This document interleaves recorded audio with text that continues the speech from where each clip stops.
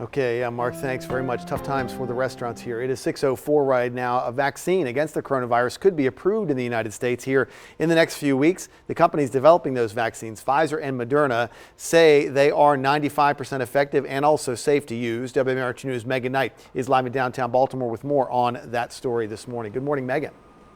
And good morning, Christian. Yeah, so as we get closer to this COVID-19 vaccine becoming a reality, a lot of people have questions about who's going to get it first and when are they going to be able to get it, and do I have to get this vaccine? Now, there is a panel of the FDA that is meeting next week to decide whether to approve the emergency authorization use of the Pfizer COVID-19 vaccine, and if that does get the green light, the first people who will be getting it, at least here in Maryland, according to the governor, will be healthcare workers as well as people who live in long-term care facilities, so like nursing homes or assisted living places. Another question that has been popping up more frequently as these pharmaceutical companies are getting closer to distributing their COVID vaccines is, do I have to get it? Can my employer make me get this vaccine? And we spoke to Professor Diane Hoffman, who's the director of the Law and Healthcare program at the University of Maryland Carey School of Law. She says places like hospitals and schools can require employees to get vaccinated, but there are ways that people can qualify to be exempt from the requirement.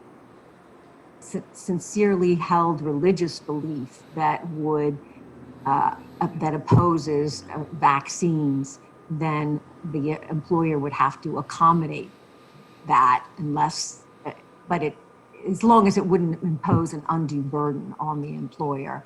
Also, if the employee had a medical condition where their doctor believed that they would be at risk, it would be unsafe for them to get the vaccine. And Governor Hogan says that once that vaccine does become available, that the state would likely get at least 155,000 doses in the first round of that vaccine being distributed. And of course, that means that not everybody would initially get it. In fact, most people probably won't be getting the vaccine until the springtime at the earliest. And Governor Hogan is actually going to be on Good Morning America right after GMM talking about the COVID-19 vaccine as cases continue to rise both here in Maryland and across the country. We're live in downtown Baltimore. Megan Knight, WMAR2 News.